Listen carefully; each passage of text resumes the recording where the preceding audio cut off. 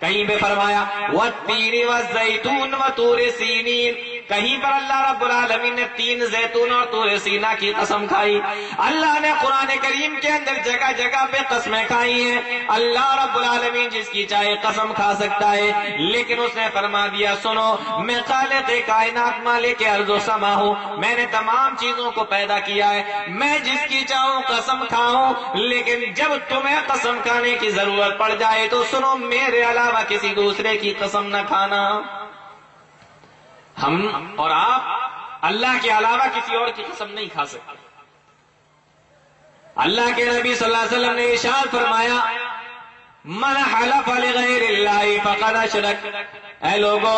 اللہ کے علاوہ کسی اور کی اگر کسی نے قسم کھائی فقد اشرک تو سمجھ لو کہ اس نے شرک کر لیا۔ معلوم یہ ہوا اللہ جس کی چاہے قسم کھا سکتا ہے، لیکن ہمیں اور آپ کو جب قسم کھانے کی ضرورت پڑے گی تو اللہ کے علاوہ کسی اور کی قسم نہیں کھا سکتے۔ لا یسأل عما یفعل وهم یسألون، اللہ جو چاہے کرے کوئی اس سے پوچھنے والا نہیں، لیکن تم جو بھی کرو گے اللہ رب العالمین کل قیامت کے دن اس کا سوال تم سے کر لے گا۔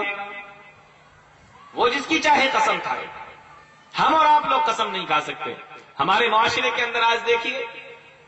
اللہ کی قسم تو لوگ بھول گئے، قسم کھائی جاتی ہے ابا کی، قسم کھائی جاتی ہے امی کی، قسم کھائی جاتی ہے بچوں کی، قسم کھائی جاتی ہے روزی کی، قسم کھائی جاتی ہے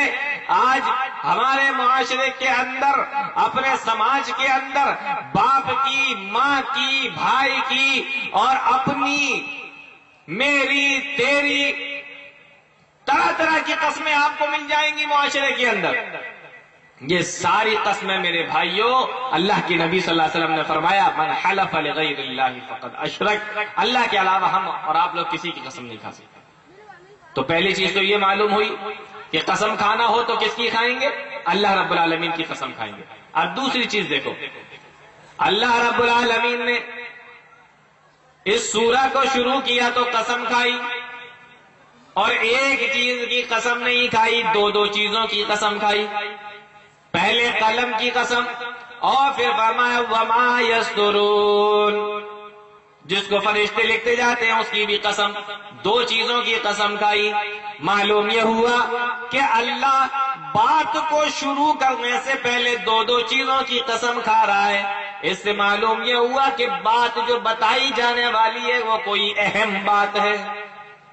کوئی بہت ہی اہم بات اللہ بتانے والا ہے، اس لیے اس سے پہلے دو دو چیزوں کی قسمیں کھا رہا ہے۔ آج ہمیں اور آپ کو اگر اپنی باتوں کو مضبوط کرنا ہو، بات کے اندر پختگی لانا ہو، بات میں قوت لانا ہو، اور اگر بات اپنے سامنے والے کو جب بتانے کے لیے ہم بیٹھتے ہیں اور ہم یہ چاہتے ہیں کہ یہ ہماری بات کو مان لے، اس کو یقین آ جائے، تو ہم بھی اپنی بات کے اندر قسم کھاتے ہیں اور کہتے ہیں اللہ کی قسم میں جھوٹ نہیں بول رہا ہوں، اللہ کی قسم بات یہی ہے جو میں تمہیں بتا رہا ہوں۔ تو سامنے والا سوچتا ہے کہ قسم اللہ کی کھا لی گئی، اب قسم کھا لی گئی ہے تو معلوم یہ ہوا کہ یہ آدمی صحیح کہہ رہا ہوگا، اور بات کے اندر پختگی آ جاتی ہے، قوت اور طاقت بات کے اندر پیدا ہو جاتی ہے۔ اللہ اگر اپنی بات کو بتانا چاہے تو بغیر قسم کے بھی بتا سکتا ہے۔ اللہ کی بات کو کوئی ٹوکنے والا نہیں، کوئی روکنے والا نہیں، کوئی کاٹنے والا نہیں، لیکن اس کے باوجود بھی اللہ نے اپنی بات کو شروع کرنے سے پہلے دو دو چیزوں کی قسم کھائی۔ اس سے اندازہ کر سکتے ہیں آپ کہ بات کتنی اہم ہوگی جو اس کے بعد میں بتائی جائے گی۔ اللہ کہتا ہے نون والقلم وما یسطرون، اے لوگوں مجھے قسم ہے قلم کی اور چیز کی جس کو فرشتے لکھتے ہیں۔ اب اللہ اپنی بات کو شروع کر رہا ہے ما انت بنعمت ربک بمجنون، اے لوگوں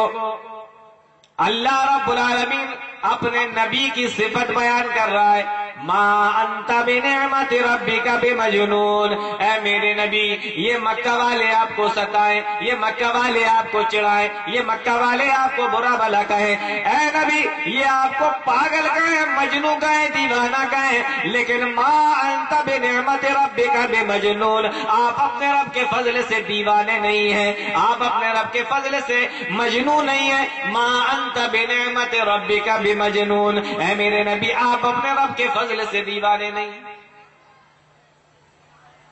پھر آگے اللہ نے فرمایا وَإِنَّ لَكَ لَأَجْرًا غَيْرَ مَمْنُونٍ، اور اے نبی ہم نے آپ کو اجر بھی ایسا دیا جو کبھی ختم ہونے والا نہیں۔ اے اللہ تو نے کیسا اجر دے دیا، آج ہم بھی کام کرتے ہیں اس کا بدلہ ہے اللہ تو ہمیں دیتا ہوگا۔ ہمیں ہمارے نبی نے بتایا کہ اگر کوئی نیک کام کرو گے اس کا بدلہ اللہ رب العالمین دے گا، اور ہمارے نبی نے ہمیں یہ بھی بتایا کہ جو بھی نیک کام کرو گے اللہ بدلہ دے گا، اور جب وہ نیک کام چھوڑ دو گے ختم کر دو گے تو بدلہ بھی ملنا بند ہو جائے گا۔ یہ ہمارا اور آپ کا معاملہ ہے، لیکن اے اللہ تو اپنے نبی کو کیسا اجر دے رہا ہے کہ کام ختم ہو گیا لیکن اجر ختم ہونے کا نام نہیں لے رہا ہے۔ نبی نے عمل کرنا بند کر دیا لیکن تو نے ثواب دینا کم نہ کیا۔ اے اللہ تو کیسا یہ اجر دیتا جا رہا ہے کہ نبی نے کام بند کر دیا لیکن تو بدلہ دیتا چلا جا رہا ہے، انعام دیتا چلا جا رہا ہے۔ وَإِنَّ لَكَ لَأَجْرًا غَيْرَ مَمْنُونٍ۔ آؤ سنو، اللہ کے نبی صلی اللہ علیہ وسلم نے ارشاد فرمایا کہ بندہ جب کوئی نیک عمل کرتا ہے اس کو اس کا ثواب ملتا ہے، اور اگر اس نے کسی دوسرے کو بھی وہی نیک کام بتا دیا اور اس انسان نے وہ نیک کام کیا تو جو ثواب اس کو ملے گا نیک کام کرنے پر تمہیں بھی ملے گا، کیونکہ بتایا تم نے اس کو تھا۔ اگر تم نے کسی کو قرآن پڑھنا سکھا دیا اور وہ قرآن پڑھ رہا ہے تو اگر وہ قرآن جب تک پڑھے گا اس کو ثواب ملے گا، لیکن اس کا ثواب تمہیں بھی ملتا رہے گا، کیونکہ قرآن پڑھنا تم نے اس کو سکھایا ہے، نماز کا طریقہ تم نے اس کو بتایا ہے، عبادت تم نے اس کو بتائی ہے۔ جس طریقے سے وہ کرتا رہے گا اس کو ثواب ملے گا، اس کے ساتھ ساتھ تمہیں بھی ثواب ملے گا، کیونکہ طریقہ تم نے بتایا، طریقہ تم نے سکھایا، پڑھنا تم نے سکھایا، عبادت تم نے سکھائی۔ اسی طریقے سے ہمارے نبی جناب محمد رسول اللہ صلی اللہ علیہ وسلم کی زندگی کو اٹھا کر دیکھو، آج 7 ارب سے زیادہ کی آبادی والی یہ دھرتی، یہ زمین، یہ دنیا، اور اس میں 1 ارب سے زیادہ مسلمان۔ آج یہ سارے قرآن پڑھتے ہیں، نمازیں پڑھتے ہیں، دعائیں پڑھتے ہیں، اللہ کی عبادت کرتے ہیں، تو ان کو تو ثواب ملتا ہی ہے، لیکن یہ قرآن ہمیں کس نے دیا؟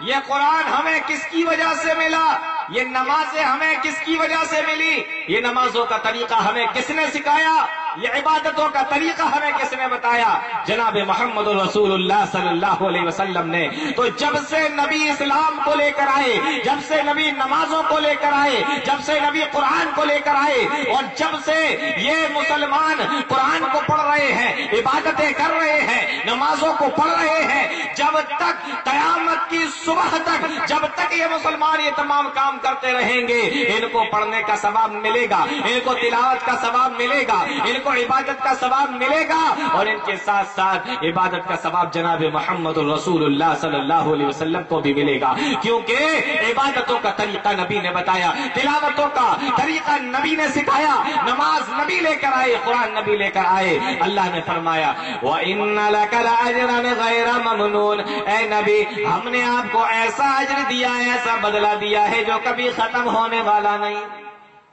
آپ غور کیجیے، ہم جتنے بھی عمل کریں گے ایک حصہ اللہ کے نبی صلی اللہ علیہ وسلم کے بھی نامہ اعمال میں درج ہو رہا ہے۔ پھر آگے اللہ رب العالمین نے فرمایا جو آج کا میرا موضوع وَإِنَّكَ لَعَلَىٰ خُلُقٍ عَظِيمٍ، اور اے میرے نبی ہم نے آپ کو اخلاق کے بڑے اعلیٰ مقام پر فائز فرمایا۔ آج انسان کی عادت کس طریقے کی ہونا چاہیے،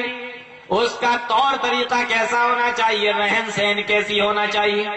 گھر کے اندر وہ رہے تو کس طریقے سے، محلے میں رہے، سماج میں رہے، خاندان کے اندر رہے تو کس طریقے سے اس کا یہ تمام طریقہ ہونا چاہیے، یہ آیت ہمیں بتا رہی ہے وَإِنَّكَ لَعَلَىٰ خُلُقٍ عَظِيمٍ، اے نبی ہم نے آپ کو اخلاق کے بڑے اعلیٰ مقام پر فائز فرمایا۔ جیسا کہ ہمیں ابھی ہمارے سابق چیئرمین جناب طیب پالکی صاحب بتا رہے تھے کہ معاشرہ اچھا کس طریقے سے بن سکتا ہے، اس آیت کے ذریعے سے بن سکتا ہے، اور نبی کا اخلاق اللہ جس کو فرما دے کہ صرف اخلاق نہیں، اخلاق عظیم، بہترین اور بہت بڑے اخلاق کا مالک بنا کر اللہ رب العالمین نے بھیجا۔ اب کیسے نہ بھیجتا، آپ امام الانبیاء ہیں، آپ سید الانبیاء ہیں، آپ تمام لوگوں کے سردار ہیں، تو مقام و مرتبہ جتنا بڑا، رتبہ جتنا بڑا، اخلاق بھی اتنا ہی بڑا۔ فرمایا وَإِنَّكَ لَعَلَىٰ خُلُقٍ عَظِيمٍ، اے نبی ہم نے آپ کو اخلاق کے بڑے اعلیٰ مقام پر فائز فرمایا۔ آئیے ذرا دیکھ لیتے ہیں حدیث کی روشنی میں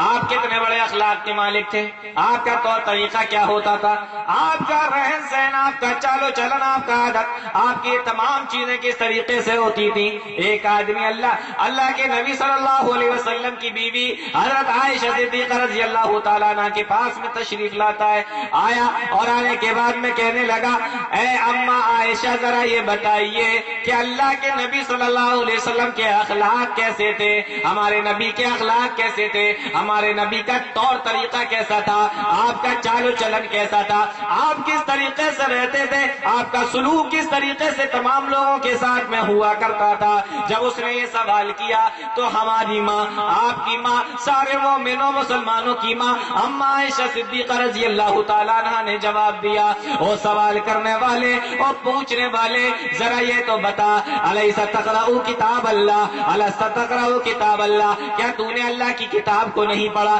کیا تو نے اللہ کے قرآن کو نہیں پڑھا ہے؟ وہ سوال کرنے والا جواب دیتا ہے اے اماں عائشہ قرآن تو میں روزانہ پڑھتا ہوں، قرآن کی تلاوت تو میں روزانہ کرتا ہوں، میں روزانہ قرآن کو پڑھتا ہوں۔ اماں عائشہ کہنے لگی پھر بھی تو اللہ کے نبی کے اخلاق کے بارے میں مجھ سے پوچھ رہا ہے، سن لے جو کچھ قرآن کے اندر ہے وہی ہمارے نبی کے اخلاق تھے، کانا خلقہ القرآن، جو کچھ قرآن کے اندر اللہ رب العالمین نے بیان کر دیا وہی ہمارے نبی جناب محمد رسول اللہ صلی اللہ علیہ وسلم کے اخلاق تھے۔ قرآن نے جیسے بتا دیا کہاں بیٹھنا ہے، کیسے بیٹھنا ہے، کتنا بولنا ہے، کس کے سامنے کیسے بولنا ہے، پڑوسیوں کے ساتھ میں کیسے رہنا ہے، گھر والوں کے ساتھ میں کیسے رہنا ہے، سماج میں کیسے رہنا ہے، معاشرے میں کیسے رہنا ہے، جو کچھ قرآن نے بتا دیا، جیسے قرآن نے بتا دیا اللہ کے نبی صلی اللہ علیہ وسلم اپنی پوری زندگی اسی طریقے سے گزار کے گئے۔ یہ باتیں بڑی آسان لگتی ہیں سننے میں، ہم نے سنایا، آپ نے سن لیا، آپ سوچ رہے ہوں گے کہ یہ کون سی بڑی بات ہے، اللہ کے نبی صلی اللہ علیہ وسلم قرآن کے مطابق اپنی زندگی گزار کے چلے گئے، لیکن جب عملی زندگی میں اس کو لے کر آؤ تو پتہ چلتا ہے کہ یہ کتنا مشکل کام ہے۔ میں آپ سے سوال کرتا ہوں اور سارے لوگوں کے لیے یہ سوال ہے، ہم نے آج تک اللہ کے نبی صلی اللہ علیہ وسلم کی کوئی بھی آدمی کھڑا ہو کر اتنے بڑے مجمع کے اندر مجھے یہ بتا